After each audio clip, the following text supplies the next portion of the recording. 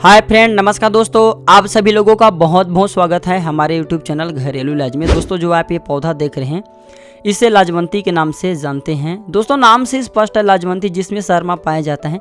इसके पत्ती को ठीक है इस प्रकार से देखिए, इसके पत्ती को हाथ से छूने पर या किसी चीज़ों से अगर स्पर्श करा दिया जाए तो ये सिकुड़ जाता है। तो इसी से पता चलता है कि ये शर्माती हैं। लाजवंती के बहुत सारे फायदे हैं। इसे छुई मुई के नाम से जानते हैं, लाजवंती के नाम से जानते हैं, लज्जू के नाम से जानते हैं। आपके इसे कौन सी नाम से जाना जाता है कमेंट में हमें ज़रूर बताना, क्योंकि आपके द्वारा बताए गए कमेंट से बहुत से लोगों का भला हो सकता है। आयुर्वेद में दोस्तों इसे औषधि के रूप में प्रयोग करते हैं और बहुत सारी बीमारी में इसका प्रयोग किया जाता है। तो वीडियो को ध्यान से देखिए, मैं आप लोगों को बताऊंगा कौन कौन सा बीमारी में इसका प्रयोग करते हैं। सबसे पहले नंबर पे आते हैं खांसी। जी हाँ, अगर मौसम के बदलाव के कारण खांसी से हमेशा परेशान रहते हैं, जब भी आपको खांसी हो जाता है तो आप एक काम करें, इसका छोटा सा टोटके बता रहा हूँ।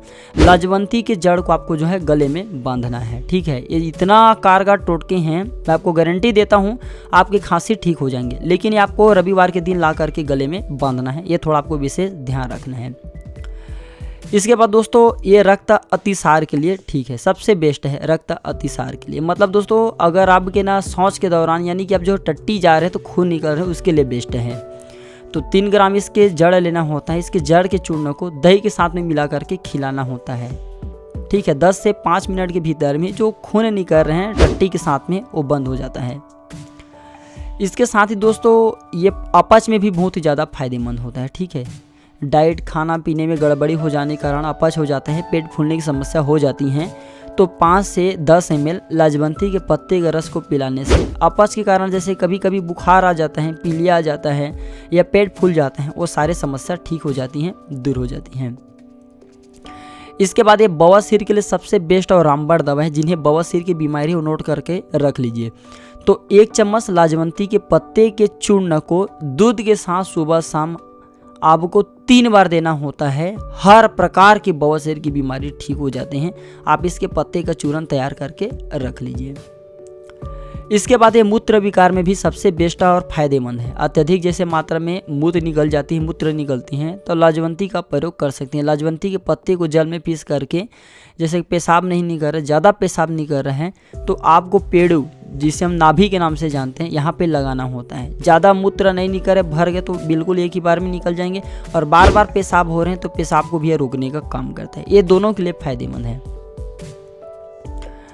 इसके बाद दोस्तों ये घाव को ठीक करने का काम करता है। कितने भी पुराने आपके घाव हो, हर प्रकार के घाव ठीक हो जाएंगे।